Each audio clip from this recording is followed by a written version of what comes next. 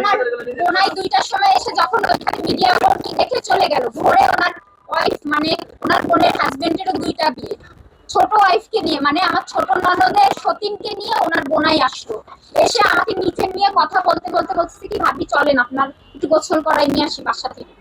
বাইকে করে আমারে নিয়ে গেল, গোসল টোসল করায় বুঝায় ভাইয়ের সাথে সব ঠিকঠাক হয়ে যাবে, আপনি রিলিজ হয়ে যান। পরে আমি হসপিটালে আসার পর আলম বলছে কি জান তুমি ওখান থেকে রিলিজ হওয়ার পরে আমি তোমাকে ঢাকায় নিয়ে এসে ব্লাড দেব, তারপরে যা যা চিকিৎসা করার লাগে আমি করাবো। ওখানে আমি বলেই নাই রিলিজ হয়ে যাচ্ছে, আমি আলমের সাথে ঝগড়া, আমি হব না রিলিজ। ওই যে ছোট বোনের সতীন্দ্র বলছি তুমি চলে যাও, আমার জোরপূর্বক রিলিজ করায় তাদের বাসায় নিয়ে যায়, নিয়ে আমি যে মামলা করার জন্য যে আমি সরকারি হসপিটালে আমি ভর্তি হলাম সেই কাগজ, তারপরে আমার আরিফ ক্লিনিকের যে প্রেসক্রিপশন তারা সরাই ফেলছে। রাতে আমার বলছে কি সারাদিন বলছে আমরা ভাইয়ের কাছে নিয়ে যাব, নিয়ে আপনাদের সংসারটা গুছাই দেব। যত রাত যাচ্ছে তাদের বিহেভিয়ার খারাপ হচ্ছে। পরে আমারে বলছে আপনি চুপচাপ ঢাকায় যাবেন, ভাইয়ের ব্যাপারে কোনো কথা বলবেন না, আর বগুড়ায় আপনি পা দিবেন না, তাহলে আপনার সমস্যা হবে।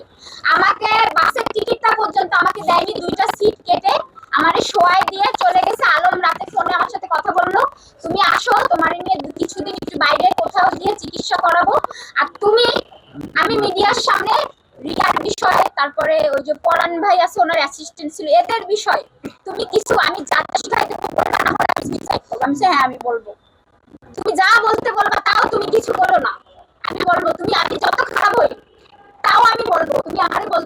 আমি সকাল বলছে তাহলে তুমি একটু রেস্ট নাও, আমি মাথা উঁচু করতেই পারছিলাম না, আমি এই কাপড়ের ব্যাগের উপরে মাথা দিয়ে আমি ঘুমাই পড়ছি, সকাল থেকে ফোন দিচ্ছি সে ফোন ধরছে না।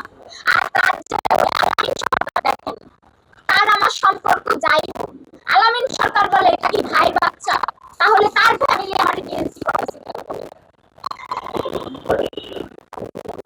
আর আলামিন আলম যে লোকটা এত খারাপ না, কিন্তু এই যে দালাল চক্র এরা নিয়ে নিয়ে এসে যদি রাখেন তাহলে কি হবে, নিয়ে নিয়ে এসে শোয়াই দিচ্ছে প্রতিনিয়ত খাদ বানানোর পেছনে এর আশপাশে আর ফ্যামিলির লোকজন যারে নিয়ে যাবে তারই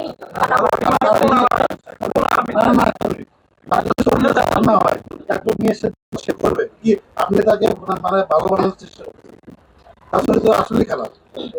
আচ্ছা যাই হোক, এখন বলেন কারো প্রশ্ন আছে? প্রশ্ন আছে। হ্যাঁ,